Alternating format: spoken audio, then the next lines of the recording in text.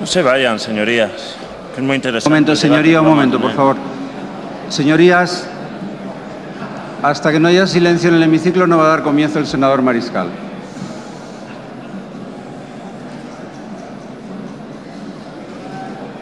Guarden silencio, por favor. Cuando quieras, señoría.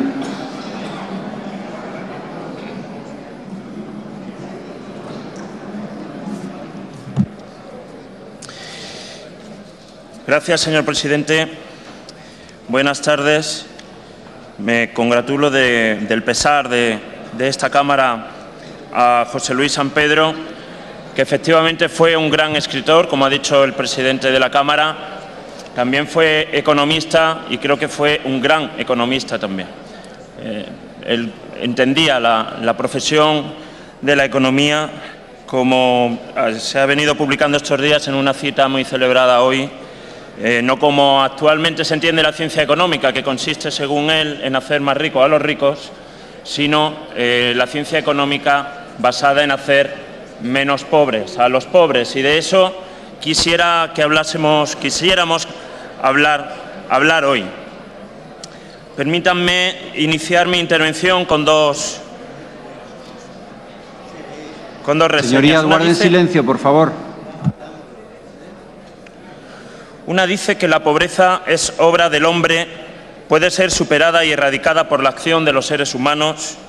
Superar la pobreza no es un gesto de caridad, es un acto de justicia. Es la protección de un derecho fundamental del ser humano, el derecho a la dignidad y a una vida decente. Mientras haya pobreza, no habrá verdadera libertad.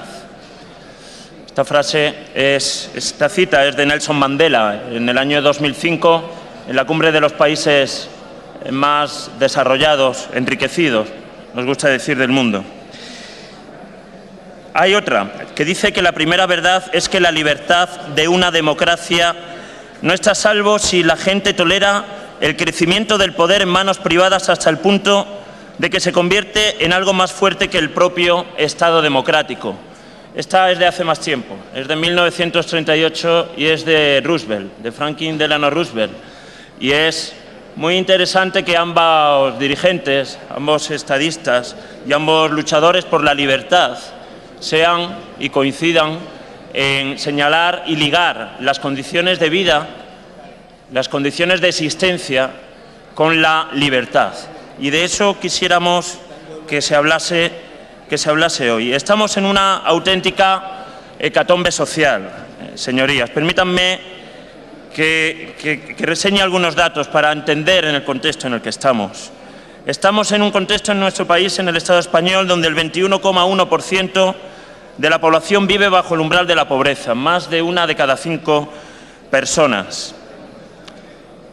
Los ingresos medios por hogar en el año 2011 eran 1.900 euros menos al año que en el año 2008. Es decir, los ingresos medios anuales por hogar en el año 2011 son equivalentes a los ingresos medios por hogar en el año 2006, pero sin los precios del 2006. Claro. Según Eurostat, a finales del año 2012, sin embargo, había 27% de pobreza en nuestro país, 12,4 millones. Solo Bulgaria y Rumanía, señorías, están peor que España, según Eurostat, en los índices de pobreza. Pero además, aunque haya asalariados, hoy día el ser asalariado no garantiza las condiciones de vida ni de existencia cuando vemos a 1 millón de asalariados pobres, o como 3 millones de los 9 millones de pensionistas también figuran en las listas de la pobreza. No solamente esto, sino que se ha venido incrementando la desigualdad en estos tiempos, como consecuencia de las políticas practicadas tras la crisis económica. El incremento de la desigualdad entre el 20% más rico y el 20% más pobre de nuestro país, que ha pasado de 5,3 veces en el año 2007 a 6,9 en el año 2010. Hoy mismo se acaba de hacer público un informe de UNICEF, donde habla de la clasificación general del bienestar infantil en nuestro país en comparación con los países enriquecidos. Es este informe de UNICEF. Y en este informe de UNICEF, que se viene haciendo todos los años, nos referíamos a él también hace poco, pero acaba de salir hoy el nuevo, en el año 2000 España estaba en el 5º puesto en bienestar infantil, en el año 2000. En el año 2009 estamos en el 19. Hemos pasado del 5º al 19º puesto en cuanto a bienestar infantil. Pero es que la pobreza infantil relativa en nuestro país solamente es mayor, exceptuando Estados Unidos y en el contexto europeo, en Letonia y en Rumanía. Y la brecha de la pobreza infantil ha aumentado más de un 30% desde el año pasado. Bien, esto es, creo que acompañando a los 6 millones de parados que tenemos en España, el incremento de la desigualdad y la hecatombe social que supone la pobreza y la exclusión social, y que no se ve la luz al final del túnel, o si se ve, al final es el tren que viene para nosotros, más bien, creo que estamos en situación de debatir sobre propuestas audaces, sobre propuestas que, como la que traemos hoy aquí para su estudio, forman parte del debate de movimientos sociales, de colectivos, no en España, en Europa, sino en el conjunto del mundo, que ha pasado a ser una reivindicación fundamental del movimiento de los indignados, del movimiento 15M, de esa cosa que no sabemos muy bien qué es lo que es, pero que sí ha sido capaz de ponerse de acuerdo en propuestas programáticas fuertes, y una de ellas que se ha venido estudiando y proponiendo, sobre todo porque tiene una alta potencia de debate sobre cuestiones que nos afectan en el día a día, señorías. Se trataría, como dice ahí, de un ingreso pagado por el Estado a cada miembro de pleno derecho de la sociedad o residente, incluso si no quiere trabajar de forma remunerada, sin tomar en consideración si es rico o pobre, o dicho de otra forma, independientemente de cuáles puedan ser las otras posibles fuentes de renta y sin importar con quién conviva. Es decir, se trataría de una renta pagada por el Estado, que sería y tendría carácter individual, tendría carácter universal y tendría carácter incondicional. Se trataría, señorías, de asegurar el derecho a la existencia, y se trataría de instaurar este derecho como algo universal. Hoy, cuando nos encontramos con el riesgo de la ruptura de la universalidad de los servicios y de los servicios públicos que afectan a los derechos sociales básicos, de derechos que cuando fueron conquistados se alcanzó tal conquista no solamente desde el esfuerzo, sino también desde la consideración de locos o lunáticos a muchos de los que y de las que vinieron planteando esos derechos a lo largo de la historia. Por no hablar del derecho al voto, del derecho al voto femenino, del derecho a la salud universal, del derecho a la educación universal.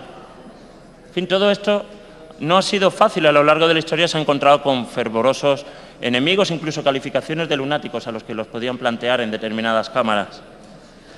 Hoy venimos porque nos consideramos no representantes de esta propuesta en absoluto. Es más, quiero decir que Izquierda Unida, como tal, Izquierda Unida no la tiene en su programa electoral, pero sí la traemos a esta Cámara porque nos parecía que fuera o que era un buen momento para aprovechar la potencia del debate de esta propuesta para investigar y para debatir sobre algunas cosas. Cuando hablamos de libertad, y hablaban y Mandela y Roosevelt al principio de mi intervención en esa cita se referían al concepto de libertad, evidentemente lo que quieren hacer mención es a un concepto de libertad que nada tiene que ver con la libertad de aceptar un salario o no a cambio de un trabajo, ¿verdad? Cuando vienen y nos dicen, este es el trabajo que te voy a ofrecer, sin entrar en calificativo sobre el trabajo o sobre el salario, pero todos se lo pueden imaginar. El caso es que en muy pocas ocasiones las personas, los individuos, la ciudadanía, tiene capacidad para decidir si acepta o no ese trabajo. La instauración de esta renta básica universal permitiría, señorías, algunas ventajas. Y es que a mayor desempleo y pobreza estaría más justificada la implantación de la renta básica. ¿Por qué la renta básica se pagaría igual a ricos o a pobres? Porque evidentemente tendría que haber un cambio radical y profundo en el sistema fiscal, de tal forma que aquellas partes de la sociedad que están más enriquecidas y que tienen unas rentas más altas contribuirían en mucha mayor medida de lo que ahora lo hacen al conjunto de la caja del Estado, y que de esa caja del Estado se pudiera repartir al conjunto de la ciudadanía. Es decir, los informes técnicos más o menos avalan que un 70% de la mayoría social trabajadora saldría ganando con la implantación de la renta básica y un 30%, el 30% más rico de la sociedad, saldría perdiendo en términos de nivelación de ingresos, gastos, impuestos y recepción de esta renta básica en la sociedad. Nos ahorraríamos una cosa, que esto a lo mejor sí les suena bien, me refiero sobre todo a la bancada del Partido Popular, y es la eliminación de los costes de administración y de los recursos ingentes que el Estado destina a conocer de primera mano, en una información cuasi policial, cuáles son las condiciones de vida y de existencia de aquellas personas que hoy sí tienen reconocido un derecho subjetivo a percibir algunas de las prestaciones no contributivas que se dan y que tenemos configuradas todavía en el Estado español. De tal forma que estos gastos administrativos se podrían eliminar y esto también podría ser una ventaja. Evidentemente, la presencia, la implantación de una renta básica, señorías, empoderaría a la mayoría social trabajadora. Es decir, si pudiéramos tener, imaginemos, una renta básica al ejercicio de 350 a 400 euros al mes para toda la ciudadanía, habría personas que no tendrían por qué consentir un determinado empleo a una determinada prestación salarial y podrían negociar en mejores condiciones, tanto individualmente, que es la mayoría de las condiciones como se están dando ahora, como por parte de las organizaciones sindicales, que también podrían tener acceso más sencillo a bolsas de resistencia para afrontar huelgas en los centros de trabajo o a elementos que pudieran favorecer el apoyo mutuo entre los trabajadores, entre los miembros de la mayoría social trabajadora. En definitiva, mejoraría las condiciones de venta de la fuerza de trabajo, evidentemente. También facilitaría el desarrollo personal o los cuidados familiares, es decir, facilitaría que alguien voluntariamente pudiera aceptar un trabajo a tiempo parcial. Digo voluntariamente porque los trabajos a tiempo parcial, como ustedes saben, en nuestro país no es algo voluntario, a diferencia de otros países, como por ejemplo Holanda, aunque cada vez menos, pero sí que el acceso al trabajo a tiempo parcial debería de ser una opción. Bien, pues yo tengo la renta básica, tengo mi trabajo a tiempo parcial y las otras 4 horas que yo abandono de mi jornada laboral las podría ocupar otra persona, incluso generando de esta forma mayor empleo. La reducción del riesgo para los emprendedores a la hora de afrontar un negocio o incluso fomentar la autoocupación o la economía social a través de cooperativas también se facilitaría, por no hablar del mantenimiento del consumo, que creo que algo tendrá que ver con el desarrollo económico y con el crecimiento de la riqueza y efectivamente con la mitigación de la pobreza. La implantación de una renta básica, ya les advierto que no es un programa total de reconversión del estado del bienestar, ni se plantea así por parte de sus defensores, que llevan más de 20 años planteándolo en Europa, en el conjunto del planeta. Les diré y les adelantaré que el Gobierno irlandés, el Gobierno británico, el holandés, el belga y el francés han elaborado informes para la aplicación de la renta básica en sus países y se han interesado. Este asunto ha sido debatido en el Parlamento Europeo y ha sido debatido por parte de la Comisión Europea en estas propuestas. Y desde 1996 existe una red mundial con secciones en muchos países del mundo que se dedica a debatir, a difundir esta idea. La cuestión es que cuando se acusa a esta propuesta de que pudiera fomentar el parasitismo de personas, de trabajadores que se pudieran dedicar a no trabajar, pues nosotros lo que tenemos que decir es que hay muchas maneras de trabajar. Existe el trabajo remunerado, lo que se puede llamar el empleo, y también existe el trabajo voluntario, que es aquel que las personas realizamos fuera del empleo remunerado y en el que contribuimos a la mejora del tejido social, a la mejora de nuestras vecindades, de nuestros colectivos sociales, en definitiva a la mejora de la calidad de la democracia y del apoyo mutuo. Y también, señorías, existe el trabajo doméstico, que como ustedes bien saben es asumido de forma brutal por un segmento de la sociedad que es la mujer, como consecuencia del patriarcado imperante. También la renta básica permitiría a las mujeres que sufren el patriarcado, la explotación patriarcal, tomar decisiones individuales que les permitiera, en un momento dado, independizarse, alejarse y no tener que tener una dependencia para su subsistencia absolutamente de nadie. Y claro, eso de que fomenta el parasitismo pues nos recuerda siempre a San Pablo de Tarso, que es que el que no trabaja no come, a lo que nosotros respondemos clarísimamente que efectivamente si quien no trabaje no come, hay muchos botines, hay muchos dirigentes del IBEX 35 que estarían muriendo absolutamente de hambre. Y esto pues es lo que viene ocurriendo. También la renta básica con respecto a las asignaciones subordinadas, por favor, a las condiciones. Voy terminando, perdón, señor presidente. La renta básica sería preventiva de cara a la solución de la pobreza. Es decir, no hay que identificar por parte del ejército administrativo del Estado cuáles son las bolsas de pobreza para luego dirigirnos a ellas a tratar de solventar sus condiciones dando una prestación o un subsidio condicionado a esas condiciones de existencia, sino que se trataría, al existir la universalidad, de una manera de poder evitar ex ante la situación de pobreza y de malestar de la ciudadanía. Termino, señor presidente, diciendo que el comerciante no puede guardar en sus almacenes las mercancías que el lujo y la vanidad codician hasta que encuentre el momento de venderlas al precio más alto posible. Pero ningún hombre tiene el derecho a amontonar el trigo al lado de un semejante que muere de hambre. ¿Y cuál es el primer objetivo de la sociedad? Es mantener los derechos imprescriptibles del hombre.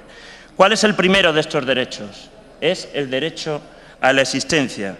La primera ley social es la que garantiza a todos los miembros de la sociedad los medios para asistir y todos los demás están subordinados a este. La propiedad no ha sido garantizada para otra cosa que para cimentarlo y es en primer lugar para vivir que se tienen estas propiedades. Por lo tanto, señorías, no es cierto que la propiedad pueda estar en oposición con la subsistencia de los hombres. Maximilien Robespierre, 1792. Gracias. Gracias, senador Mariscal. La señora portavoz del Grupo Popular se ha hecho aquí una serie de preguntas que yo creo que son las preguntas que esta cuestión origina y que yo no soy ningún experto y podría o no le podría responder. Lo que sí le digo y le pido es que la cuestión merece de verdad la constitución de esa ponencia de estudio para que debatamos y nos hagamos esas preguntas.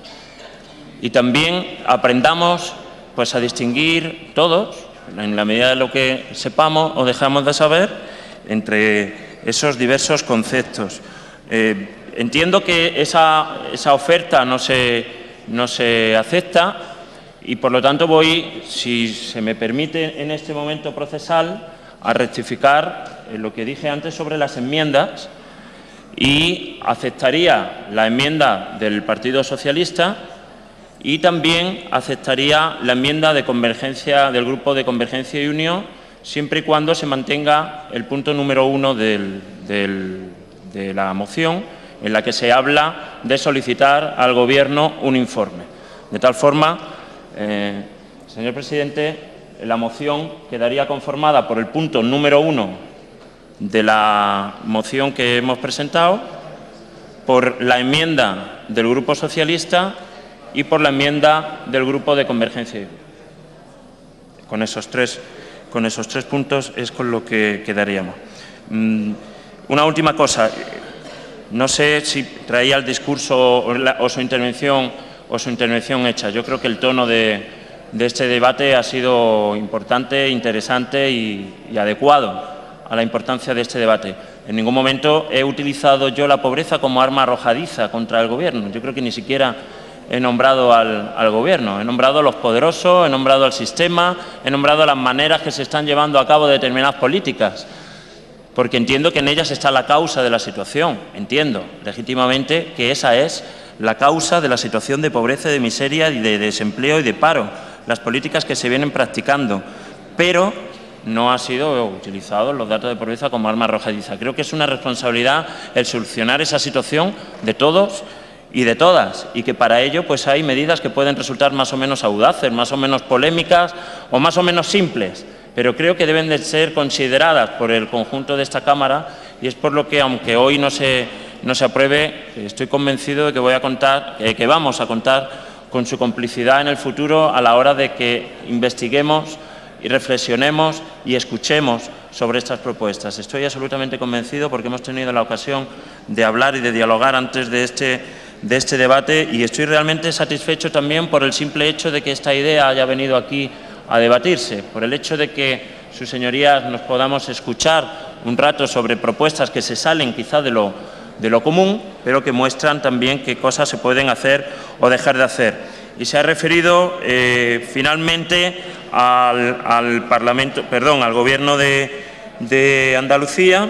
Efectivamente, en el Estatuto de Autonomía andaluz hay un artículo, que es el artículo 23.2, que dice que a toda persona que no tenga unos ingresos mínimos se le debe de garantizar unas ciertas prestaciones económicas. Su grupo votó en contra de esos artículos en la conformación del Estatuto de Autonomía en Andalucía. Costó mucho trabajo hacerles entrar en el apoyo a esos conceptos que desde Izquierda Unida yo creo que supimos introducir en el Estatuto y que ahora deben de ser desarrollados. Y deben de ser desarrollados. En ello estamos, en la exigencia de la implantación y desarrollo del artículo 23.2 del Estatuto de Autonomía, como estábamos en otras cosas, como se vio ayer en el Consejo de Gobierno, ¿verdad?, que tienen que ver también con la atención al bienestar de la ciudadanía, de los hombres y mujeres que se encuentran en una peor situación. Está claro que entre la banca y las personas, pues el Gobierno andaluz ayer eligió a las personas, y desde Izquierda Unida trataremos que eso siga siendo así, y por eso la implantación de la renta básica forma parte también del acuerdo de Gobierno, y estoy convencido de que más temprano que tarde será una realidad en nuestra comunidad. Gracias. No se me vaya, senador Mariscal, y acláreme una cosa. ¿Mantiene usted el punto 1 de su moción? Eso es. ¿Acepta la enmienda de sustitución del punto 2 del Grupo Parlamentario Socialista? Eso es. Pero la enmienda de Convergencia y Unión es una enmienda de sustitución global. Pero yo hablando con ellos estarían de acuerdo en incorporarla como un punto aparte. ¿Y el punto 3 suyo? Se eliminaría. Se eliminaría. Habría que preparar una transaccional. Claro. Muchas gracias. Pasamos a turno de portavoces. El Grupo Parlamentario Vasco, senador Cazalis. Bueno, señorías, yo cuando empecé a preparar